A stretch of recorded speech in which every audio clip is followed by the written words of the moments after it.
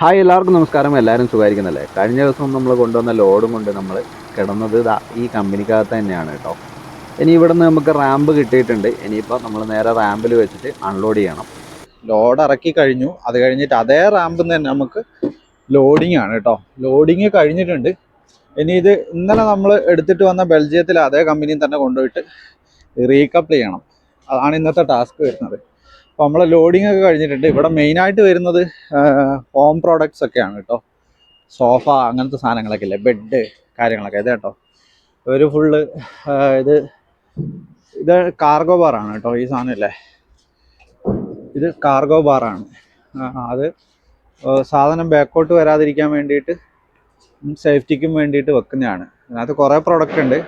പല്ലറ്റിൽ കയറ്റിയതല്ല, എല്ലാം സെപ്പറേറ്റ് കയറ്റിയാണ്. ഇതിന് നമുക്ക് അവിടെ കൊണ്ടുപോയിട്ട് റീകപ്പിൾ ചെയ്യാനാണ് അടുത്ത പരിപാടി.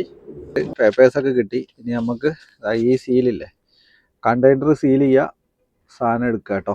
എന്നിട്ട് നമുക്ക് വണ്ടി അടുത്ത റീകപ്പിൾ ചെയ്യാനുള്ള സ്ഥലത്തേക്ക് പോവാം. അങ്ങനെ കണ്ടെയ്നർ അടച്ച് ലോക്ക് ചെയ്തിട്ടുണ്ട് കേട്ടോ. ഈ കമ്പനിയിലൊരു പ്രത്യേകത ഉണ്ടോ, ഇവിടെ ഹോം ഡെലിവറി ആണ് കേട്ടോ മെയിനായിട്ട് ഇവർക്ക്. ഇതേപോലത്തെ ഹോം അപ്ലയൻസ് ഒക്കെയാണ്. പക്ഷേങ്കിൽ ഇവിടെ കണ്ടില്ലേ, എല്ലാ വണ്ടിയും ഇലക്ട്രിക്കിൻ്റെ ഉപയോഗിക്കുന്നത്. ഇങ്ങനെ റാമ്പ് കൊണ്ടുപോയി നിർത്തിയിട്ടിട്ട് ഇവിടുന്ന് ഡയറക്റ്റ് വണ്ടി ചാർജ് ചെയ്യും.